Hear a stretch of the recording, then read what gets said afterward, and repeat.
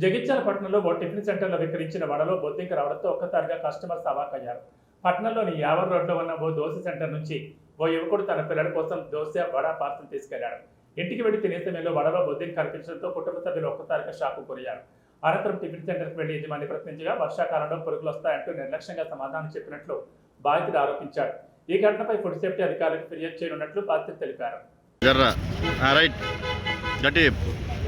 ఈరోజు అందాజ సమయం 7-7:30 ప్రాంతాన ఇక్కడ శ్రీనివాస్ టాకీస్ ముందు ఒకటి దోశ సెంటర్ అని ఒక బండి ఉంటుంది.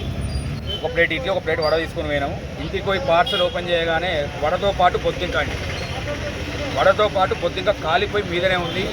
ఏంటని వచ్చి ఆ యజమానాన్ని ప్రశ్నిస్తే ఇప్పుడు ఏం చేయమంటావని దురుసుగా మాట్లాడుతూ కళ్ళు చల్లబడ్డాయా అదని మాట్లాడుకుంటూ మమ్మల్ని బెదిరిస్తున్నాడు. అంటే మరి ఇప్పుడు దీన్ని ఏం చేయమంటావు అంటే నేనేం చేయాలంటున్నాడు. మరి ఇంత పట్టి లేనోడు, ఇంత ఒక వ్యవస్థ మీద అవగాహన లేనోడు ఈ దంద చేసుకుడు ఎందుకు, ప్రజల ప్రాణాలతో చిరగలవడం ఎందుకు? ఇది ఎంతవరకు కూడా కరెక్ట్ కాదు. నేను సామరస్యంగా వచ్చి ఇది ఏం చేయమంటావా అని, ఆయన పేరు నాకు తెలుసు ముందుగా, ఆయన పేరు అరుణట. అరుణ్ ఏంటిదని అడిగితే ఏం చేయమంటావు అంటుండు. ఏం చేయమంటావు అంటే మరి సచ్చినా కూడా ఏం చెప్తామంటే ఆయన దగ్గర నుంచి సమాధానం లేదు. వర్షాకాలం పురుగులు వస్తాయి అంటుండు. వర్షాకాలం పురుగులు వస్తే దంద బంద్ చేసుకో, దంద బంద్ చేసుకొని ఇంట్లో వండుకోవాలి. కానీ మా పేద ప్రజలతో నువ్వు ప్రాణాలతో చిన్నగలవడం అవుతావా? సరే వర్షాకాలం బొద్దింకలు వస్తాయి, బొద్దింక వచ్చింది టిఫిన్లో, బొద్దింక వస్తుందా?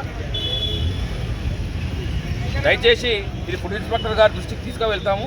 ఈ తగిన చర్యలు తీసుకొని మరి వారు ఏం చేస్తారో వారి విజ్ఞతకి వదిలిపెడుతున్నాము. ఇది చాలా డేంజర్ పరిస్థితి. ఇది బొద్దింక రావడం ఈ టిఫిన్లో ఆయన అడిగితే ఆయన ఇష్టం ఉన్నట్టుగా సమాధానం చెప్తున్నాడు. ఇది ఎంతవరకు కూడా కరెక్ట్ కాదు.